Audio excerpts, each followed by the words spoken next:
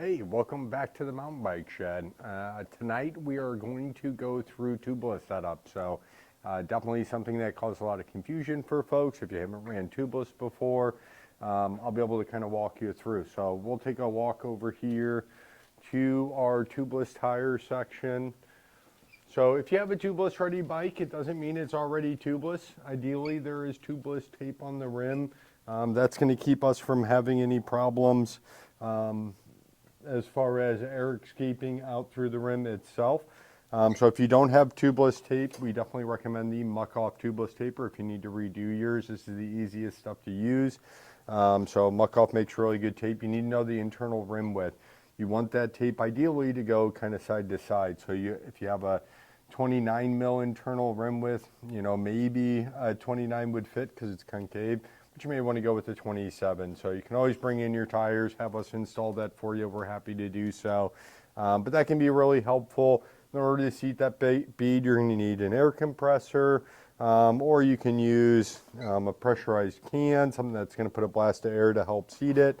And for removal of your tubeless system, tire levers. So we do have a video on how to install a tubeless tire easily.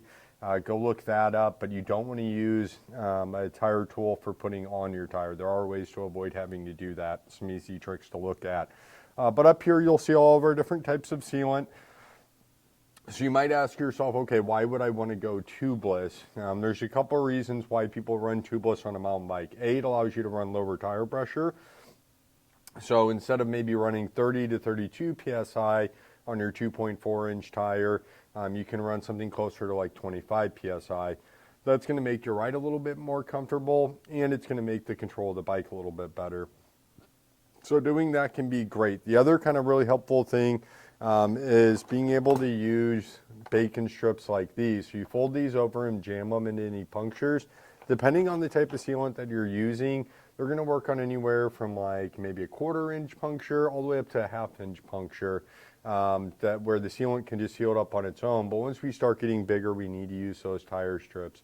So that allows you to fix a flat without having to remove your wheel off the bike. Often, if you do get a puncture in your tire, you can just simply plug it, air the tire back up, let the sealant do its job, and then keep rolling. So that's really handy. When we start looking at our tubeless sealants, there are a few different ones that we carry, and I'll give you guys a little bit closer look at these, and we'll go into detail.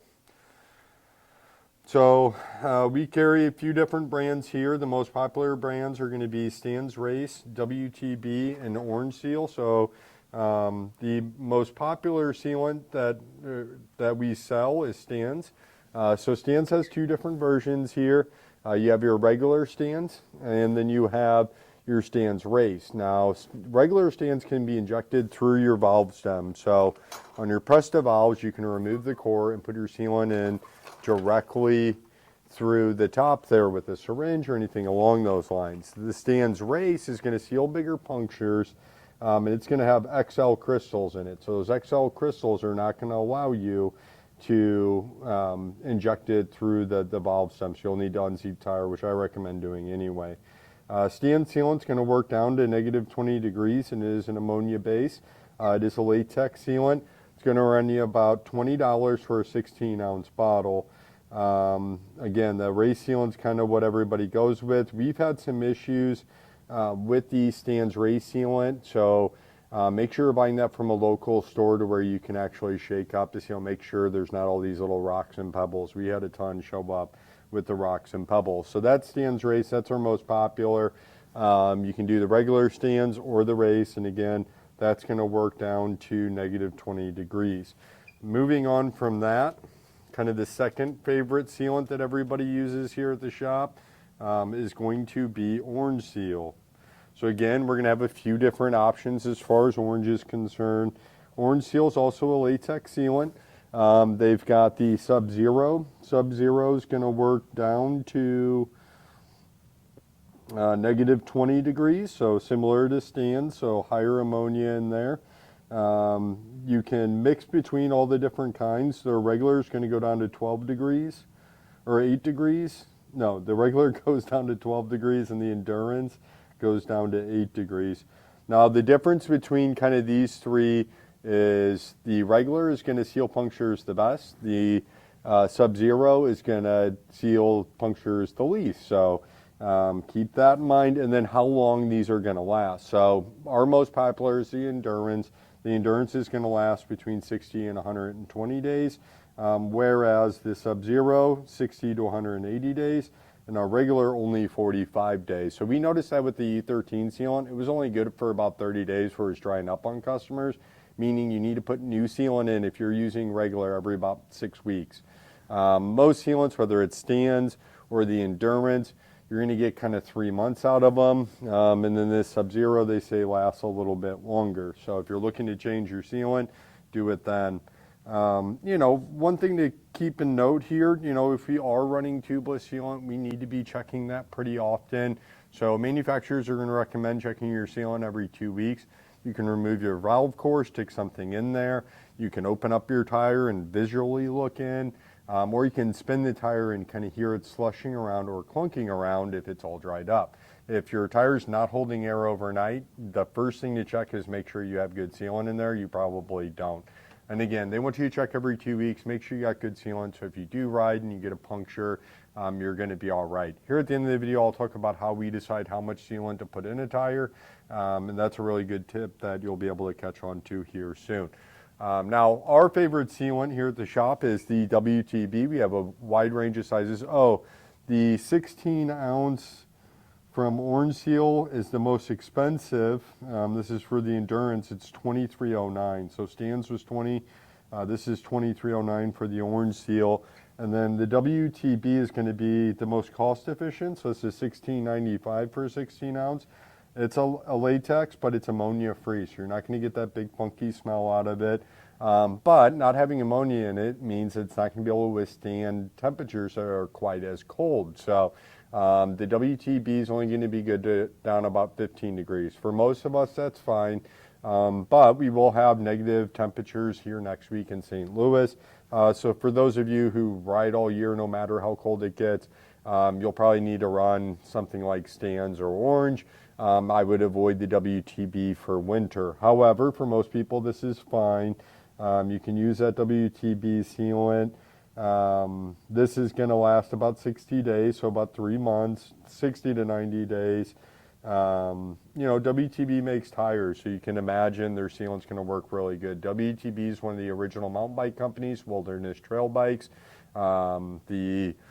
Guys who started the company were some of the boys from Marin County. They're no longer with the company at this point, but still WTB really upholds quality. They have great tires. They're really soft. They tend to wear a little bit fast, which is why maybe they're not as popular as something like Maxxis.